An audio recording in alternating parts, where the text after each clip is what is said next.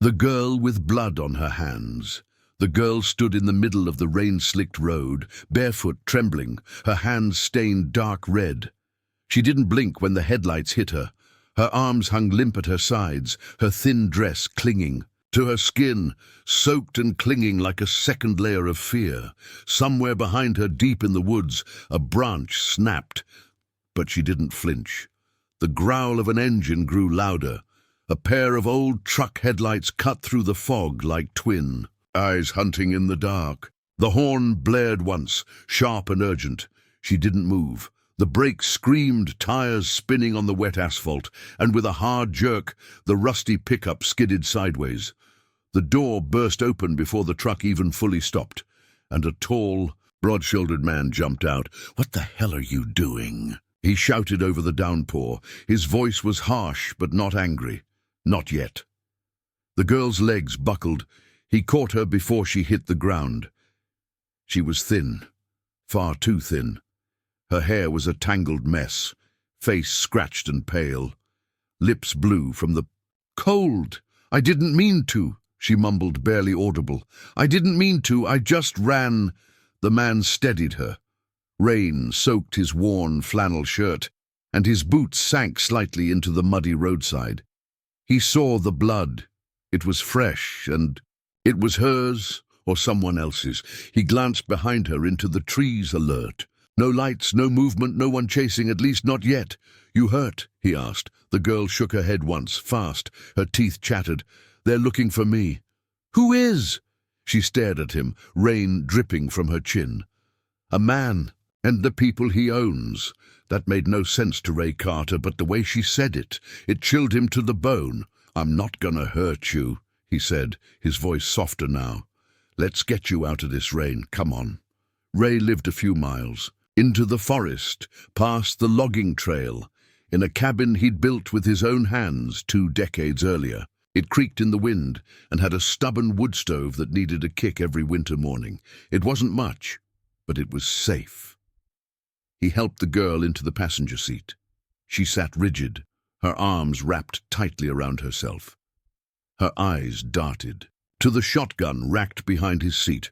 She didn't speak. Ray didn't either. Back at the cabin, he lit the wood stove and gave her a towel, a thick flannel shirt, and a pair of sweatpants, his late daughter's. She hesitated when she touched the clothes, her fingers trembling. "You can change in there," Ray said, nodding to the bathroom. She disappeared without a word. Ray made soup. Simple, homemade. Carrots, beans, old turkey scraps. The kind of thing he'd made for his daughter Emily on cold nights. Lila, that's what she called herself finally, came out of the bathroom 10 minutes later, her wet dress rolled tightly in her arms like a dead snake. She didn't meet his eyes.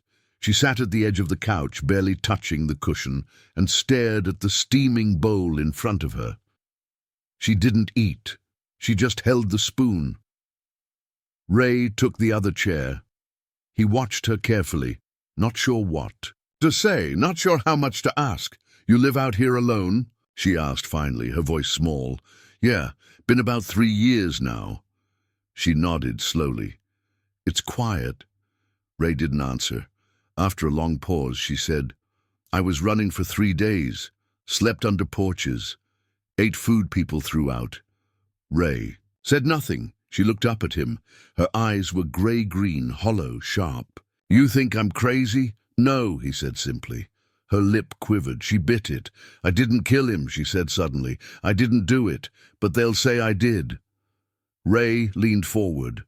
"Who?" She hesitated. "His name is Marcus. Well, he owns things, people, the house, everything." "The man you were running from?" Lila nodded. "He hurt you?" She looked away. Ray didn't push further. Instead, he stood, walked over to the fireplace, and added more wood. The crackle filled the silence. "When you're ready," he said over his shoulder, "you can tell me everything, or not. I won't force you." She didn't answer, but when he turned, she was crying, silent, tight-lipped sobs that she tried to swallow, Ray sat back down and slid a box of tissues toward her. They didn't speak again that night. Ray didn't sleep. He lay on the cot in the back room, listening to the wind, listening for footsteps, listening for nightmares. Once, around 3 a.m., he got up and checked the locks. The girl was asleep on the couch, curled under the same pink quilt Emily used to drag everywhere as a child. A small torn bear sat beside her. Not hers, Emily's. It had been sitting on the mantel for years. Ray's throat tightened. He closed the door quietly and went back to bed. By morning, the rain had stopped. Ray drove into town. The nearest grocery store was nearly 40 minutes away. He picked up extra supplies, canned soup, bread, eggs, some fruit. Something in him told him she'd be staying a little while. When he returned, the door was open. The cabin was empty. "Lila," he called. Nothing. The shotgun was gone. The pink quilt, too. So was the photo of Emily, the one in the frame on the fireplace, the only picture he hadn't boxed away. Ray stood motionless. He checked outside. No signs of struggle. No footprints. In the mud. But there were tire tracks, not from his truck, deep, clean treads, expensive ones. He crouched down. His fingers ran along the indentations. Not a pickup, not a utility vehicle, a luxury car, maybe black. Heavy. The kind of car that doesn't come out here unless it's looking for something. Or someone. Then, from far away, deeper in the woods, past the ridge, he heard it. A door slamming. And then silence. Ray stood slowly. Heart pounding. This wasn't random. Someone had found her, or she'd gone to them. That evening, Ray went through the few things she'd left behind. A crumpled paper napkin from a gas station. A thin gold chain snapped at the clasp. And a scrap of a torn photograph. A man's face, half visible, smiling. He looked familiar. Ray didn't recognize him. Not entirely. But something about that smile. It wasn't kind. It was confident, controlled. He looked again at the tire tracks. The girl had said a name, Marcus Vell. Ray sat down hard in his chair. That name. It triggered something. A news report, years ago. Political donor, real estate. Tycoon. But there were rumors, trafficking, hush money, disappearances, no proof, nothing stuck. Ray ran a hand over his face. She'd been telling the truth, and now she was gone. He didn't sleep again that night, but he didn't sit idle either. He found an old contact, a friend from a lifetime ago, back when Ray used to fix things more complicated than leaky pipes. He made a call, burned an old favor. "Marcus Vell," he said. "I think he has a girl, 17 maybe, name's Lila." The line was quiet. Then, "You don't want to get involved with that one, Ray." "I'm already involved," the voice sighed. "They'll bury you." Ray stared out the window where the fog was settling again. "They already did," he said quietly. 3 years ago. He hung up. Outside, something moved past the tree line. A shadow. Then another, too slow to be deer, too quiet to be tourists. Ray reached for the shotgun that wasn't there anymore, and that's when he saw it. Across the clearing, a black luxury car sat behind the trees, engine off, windows tinted, watching, waiting.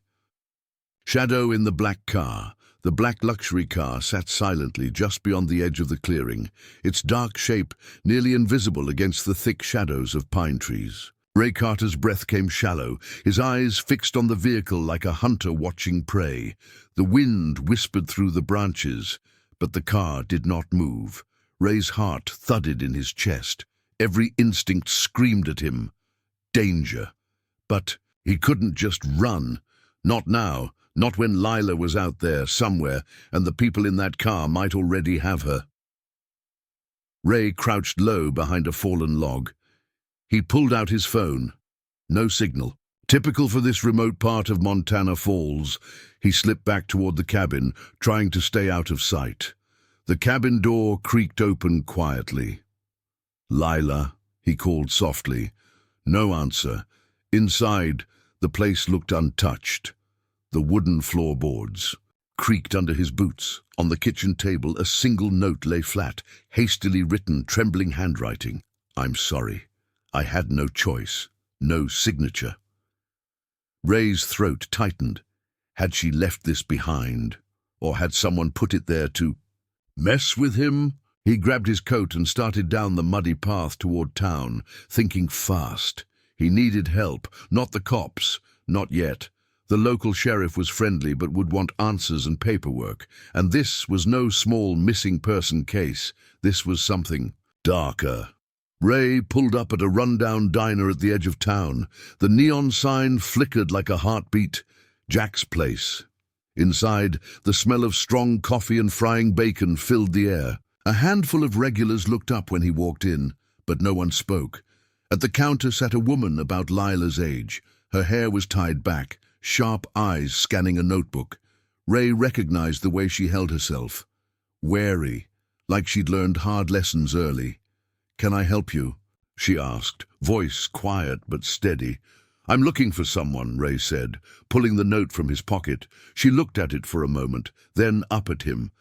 "You found her clothes at my place," she said, nodding toward the counter. Ray blinked. "I'm Jessa," she added. "I saw her running through the alley last week, bloody and scared." Ray's heart jumped.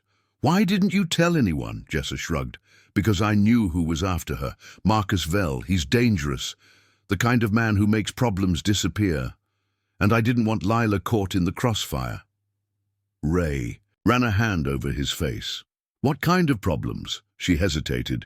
"Human trafficking, forced labor, people who get too close just vanish." The words landed like a hammer blow. "Why help her?" Ray asked. Jessa's eyes softened for a moment. "Because I've been there, lost, scared, and I owe someone for saving me." Ray nodded slowly. "We need to find her before Vell's men do," she said. "And that car you saw, it's not just a ride, it's a warning." Back outside, the rain started again, soft at first, then a steady downpour. Ray and Jessa climbed into his. A truck, they drove slowly, eyes peeled for any sign of Lila. "Do you think she's still alive?" Ray asked. Jessa's jaw tightened. "She has to be. People like Vell don't leave witnesses." Ray glanced in the rearview mirror. The black car appeared again, keeping its distance but relentless. Hours later, they reached the edge of an abandoned warehouse. "Lila might have been taken here," Jessa whispered. Ray didn't like the look of the place. Rusted walls, broken windows, the smell of decay. They moved carefully, checking the perimeter. Suddenly, a faint cry echoed. From inside, Ray's heart skipped. "Lila," he breathed. They found the door unlocked. Inside, shadows danced across piles of old crates and forgotten machinery. A soft sobbing led them to a corner where Lila sat, bruised but alive. Her eyes widened when she saw Ray. "I tried to run," she said, voice cracking. "They caught me." Jessa wrapped an arm around her. "Not anymore," Ray promised. As they left, footsteps thundered behind them. Vell's men. Ray grabbed a rusty pipe, ready to fight, but Jessa pulled him back. "Run!" she hissed. They sprinted through the rain, the black car's headlights suddenly flooding the yard. Gunshots rang out. Ray dove behind a dumpster, heart pounding. Jessa dragged Lila into the truck. "We're not safe," she said. "Not yet." Ray started the engine. As they sped away, he glanced in the mirror. The black car was still following. Back at the cabin, safe for now, Ray sat with Lila and Jessa by the fire. The warmth chased away the cold fear, but the tension remained. Lila looked at Ray, tears in her eyes. "Why are you helping me?" she asked. Ray swallowed hard. "Because I lost someone too," he said quietly. "And sometimes saving one lost soul is all that's left." Jessa nodded. Outside, the wind howled, but inside, a fragile hope flickered. Secrets behind the luxury. The night pressed heavy on the small cabin, rain tapping steadily against the windows. Inside, a fragile silence wrapped around Ray, Lila, and Jessa like a thin shield, thin but desperately needed. Ray sat opposite Lila, watching her as She traced the rim of a chipped coffee mug with a trembling finger. Her bruises had started to fade, but the pain in her eyes was far deeper. "How did it all start?" Ray asked softly, breaking the quiet. Lila looked up, eyes haunted. "I didn't mean to get involved. I was just lost, trying to survive." Jessa leaned in. "Tell us everything, Lila. We need to understand." Lila swallowed hard, her voice barely above a whisper. "It began after my mother died. I was alone in the city, no money, no place to go. I met people who promised me help, a job, a place to stay." Ray's hands clenched into fists, but it was a trap. They wanted to use me, sell me. I escaped, but they never stopped hunting. She paused, shivering. "Marcus Vell is the one behind it all. He's more than just a trafficker. He's rich, powerful, untouchable." Ray's mind raced. Vell wasn't just a local thug. He was someone who could afford that black luxury car. Trailing them like a shadow, outside, the rain slowed to a misty drizzle. Ray stepped out, the cold air hitting his face, clearing his thoughts. He needed answers. And a plan. The next morning, Ray called an old friend, Detective Mark Bennett, someone he trusted.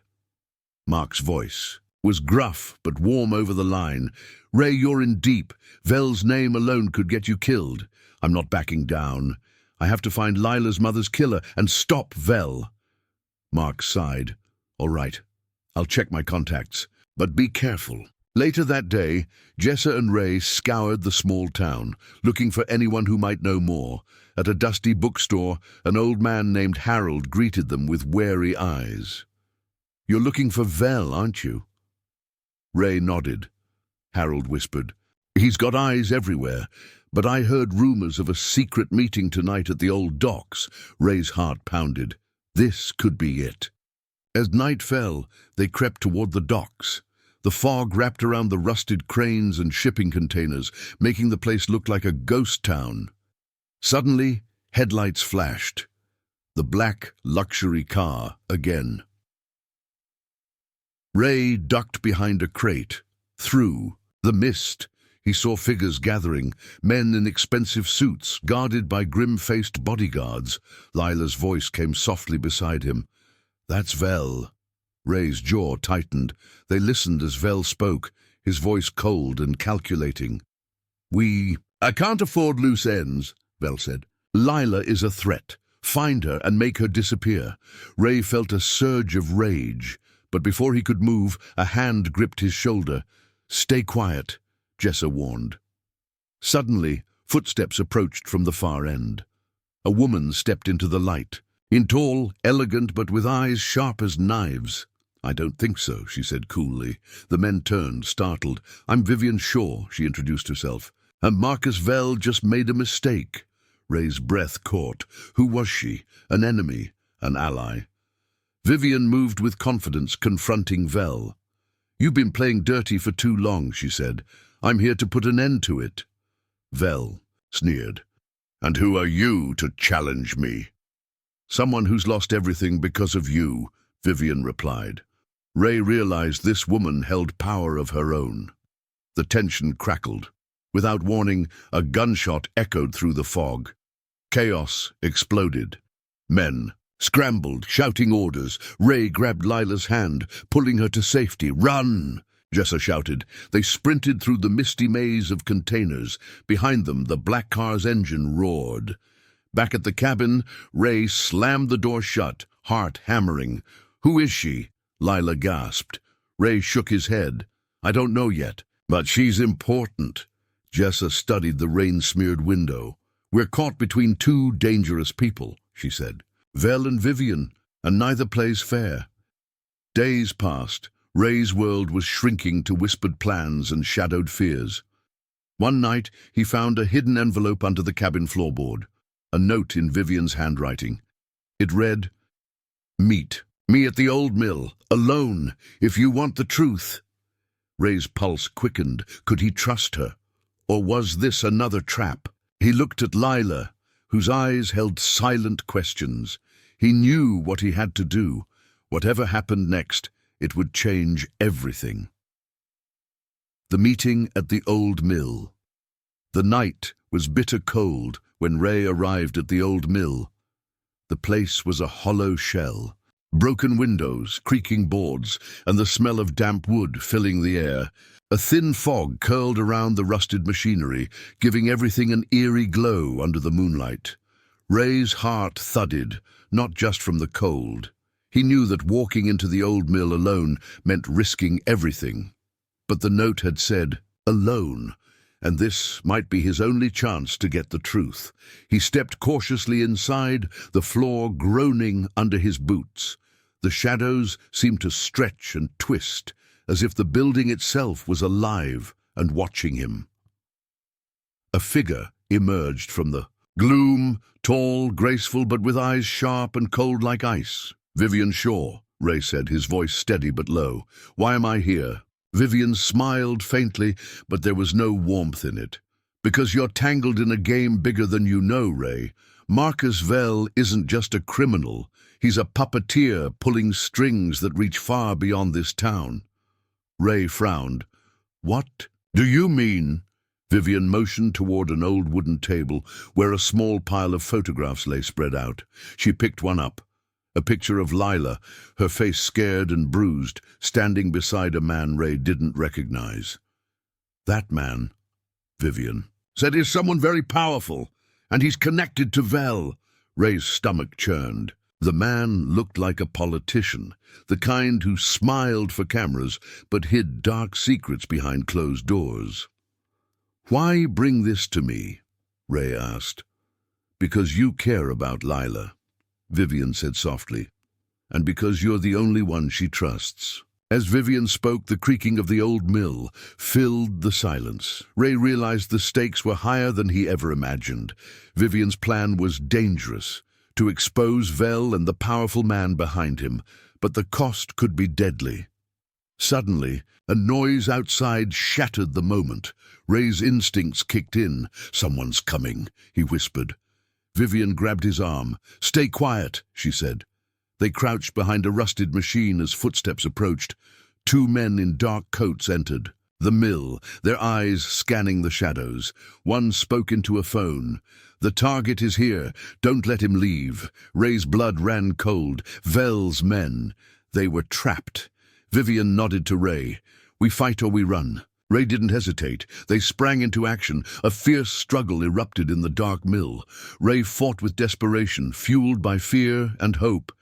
Vivian was calm and precise, taking down one man with a swift move, but the second attacker grabbed Ray from behind, squeezing the breath from his lungs. Suddenly, a shot rang out. The attacker dropped. Ray turned to see Jessa standing in the doorway, gun in hand. "I didn't want to miss the fun," she said with a grim smile. With the attackers retreating, Ray, Vivian, and Jessa took a moment to catch their breath. "Thanks," Ray said, eyes meeting Jessa's. She nodded.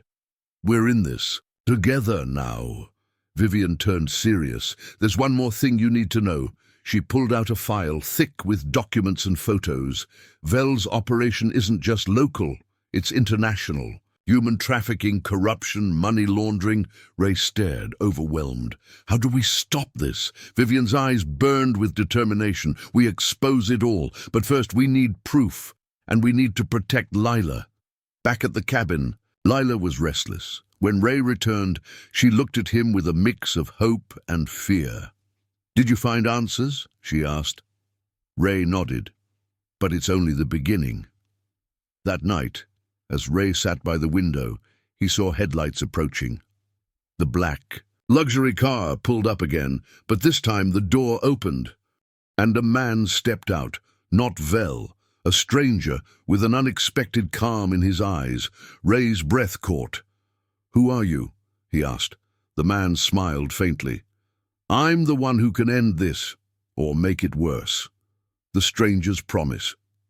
The stranger's calm presence in the doorway froze the room like a sudden winter chill. Ray's eyes narrowed as he instinctively moved in front of Lila, protective and wary. "I'm not here to hurt you," the man said softly, stepping fully into the light. His tailored suit gleamed under the porch lamp, but there was a shadow. Behind his eyes, the kind that told you he carried a heavy past. Ray swallowed hard. "Then why are you here, and how do you know about us?" The man reached into his coat pocket and pulled out a small, worn photograph. Ray's breath hitched. It was a picture of a younger version of himself, standing next to a smiling woman holding a baby. The baby's face was blurred, but Ray recognized the woman instantly, his late wife. "This was taken years ago," the stranger said. "You don't remember me, but I've watched over your family from the shadows." Ray's mind raced, memories flickering like a broken film reel. "Who are you?" Ray demanded. "My name is Samuel Reed," the man replied. "I used to work with your wife. I'm the reason you survived what happened to her." Ray's fists clenched. "What do you mean?" "She's dead." Samuel's eyes softened. "She was trying to protect something, someone, when she died. Someone powerful. I've been trying to keep you and your son safe ever since." Lila stepped forward, eyes wide. "Your son?" Ray's throat tightened. For years, he thought. He lost everything, but now there was a hint of something more, something hidden.